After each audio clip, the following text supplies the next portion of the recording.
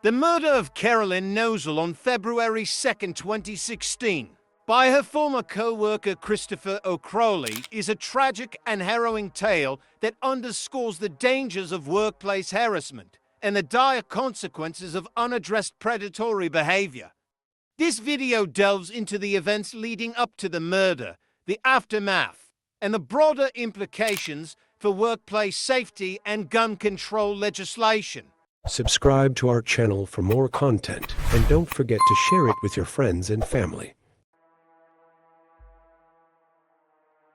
Caroline Nosal, a 24-year-old woman from Sun Prairie, Wisconsin, worked at the Metro Market grocery store on Cottage Grove Road in Madison. Described by friends and family as a wonderful and sassy individual, Caroline was known for her friendly demeanor and strong work ethic. Unfortunately, her life was cut short by a co-worker who became dangerously obsessed with her. Christopher O'Crowley, a 26-year-old man, also worked at the Metro Market. Over time, O'Crowley developed an unhealthy fixation on Caroline, which escalated into harassment. Caroline reported O'Crowley's behavior to their manager, leading to his suspension and eventual firing. This sequence of events set the stage for the tragic events that unfolded on February 2, 2016. Christopher O'Crowley's harassment of Caroline Nosal began while they were co-workers at Metro Market, a grocery store in Madison, Wisconsin. According to reports, O'Crowley repeatedly harassed, intimidated, and threatened female employees, including Caroline. This pattern of behavior was apparently well known within the workplace, with many employees complaining to human resources about O'Crowley's inappropriate conduct. Disturbingly, some accounts suggest that management not only acknowledged, but even condoned this behavior to some extent. The harassment escalated significantly on January 22, 2016, when O'Crowley sent Caroline a series of sexually explicit and threatening text messages. In one particularly alarming exchange, he told her she was such a bad person, and when she asked why, he responded with a vulgar sexual threat. When Caroline asked him to stop, O'Crowley ominously replied, "I wonder what time you work tomorrow." This incident prompted Caroline to report the harassment to Tim Smith, the Metro Market store director, who then escalated the complaint to Mark Elliott, the area manager of talent. Following her report, Caroline became increasingly fearful for her safety. She began asking male colleagues to escort her to her car after work, indicating the severity of O'Crowley's threats and the genuine fear they instilled in her. The situation had clearly become intolerable, and Caroline's actions demonstrate the very real danger she felt from O'Crowley's harassment. In response to Caroline's complaint, Metro Market management suspended O'Crowley while they investigated the incident. Approximately a week after the text message exchange, on February 1, 2016, O'Crowley was terminated from his position. However, the store's management failed to warn Caroline about O'Crowley's termination or take measures to protect her when he returned to the Metro Market the following day, ultimately leading to the tragic outcome of her murder. On the evening of February 2, 2016, Caroline Nosal was walking to her car after finishing her shift at Metro Market. Unbeknownst to her, Christopher O'Crowley was lying in wait. O'Crowley had been fired from his job the previous day after Caroline filed a harassment report against him. In a fit of rage and a twisted sense of vengeance, O'Crowley decided to end Caroline's life. According to the criminal complaint, O'Crowley ambushed Caroline in the parking lot, shooting her twice in the chest and once in the head. He later described the killing as easy and claimed he did it because Caroline had ruined his life by rejecting his advances and reporting his harassment. Caroline was found suffering from gunshot wounds and was pronounced dead shortly after being transported to the hospital. The investigation into the murder of Caroline Nosal began immediately after she was found suffering from gunshot wounds in the parking lot of the Metro Market store on February 2, 2016. Police quickly identified Christopher O'Crowley, a former co-worker, as the primary suspect. O'Crowley had been fired from his job at the store just a day prior, following a harassment complaint filed by Caroline. According to the criminal complaint, O'Crowley had been communicating with former co-workers to determine Caroline's work schedule, which allowed him to plan the ambush. The investigation revealed that O'Crowley had purchased a 9mm handgun on the day he was fired and had practiced using it before carrying out the murder.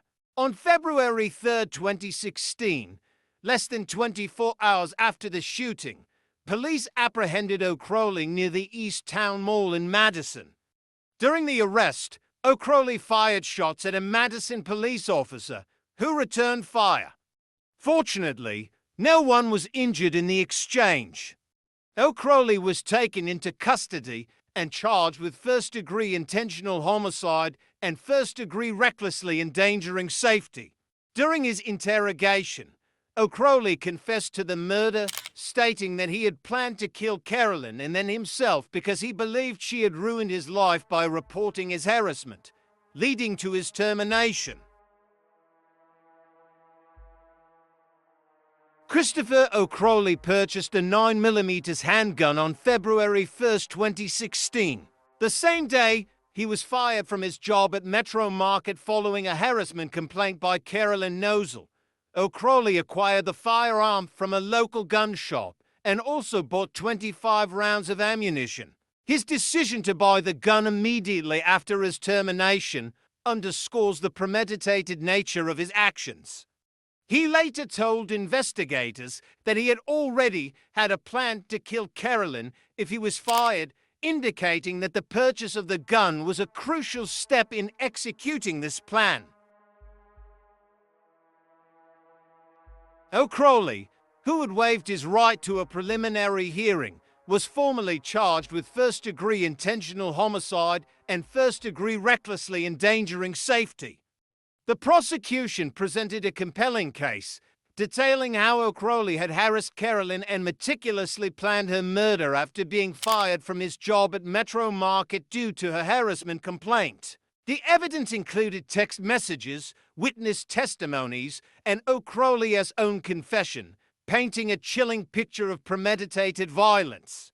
During the trial, several key pieces of evidence were presented that underscored O'Crowley's intent and state of mind.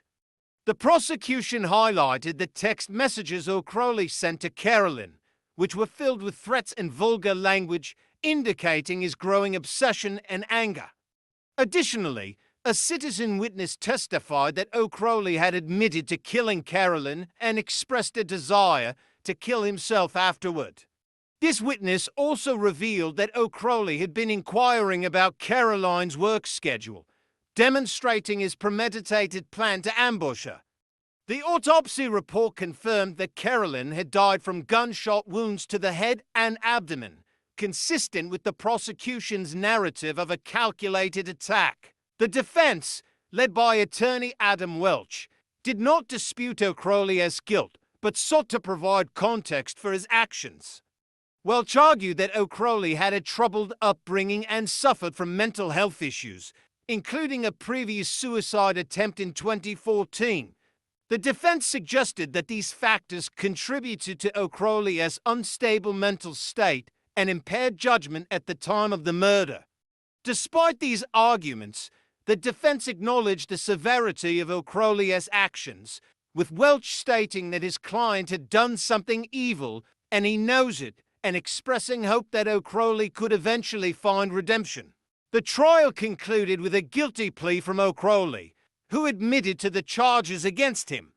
On September 30, 2016, he was sentenced to life in prison without the possibility of parole for 40 years, with an additional 5-year sentence for shooting at a police officer during his arrest. The murder also reignited the debate over gun control legislation in Wisconsin. In response to Caroline's death, Democratic lawmakers introduced a bill to reinstate the 48-hour waiting period for handgun purchases, which had been repealed in 2015. Caroline's father, James Nosal, supported the bill, arguing that if O'Crowley had been required to wait 48 hours to purchase a gun, he might have reconsidered his plan to kill Caroline. The proposed legislation aims to prevent similar crimes of passion by giving individuals a cooling-off period before they can obtain a firearm. Supporters of the bill argue that the waiting period could save lives by providing a buffer for individuals who may be acting impulsively out of anger or distress. The murder of Caroline Nosal by Christopher O'Crowley is a stark reminder of the dangers of workplace harassment and the need for comprehensive measures to protect employees. It also highlights the importance of sensible gun control legislation to prevent similar tragedies. Caroline's death was a preventable tragedy, and it is incumbent upon society to learn from this case and take steps to ensure that such incidents do not happen again.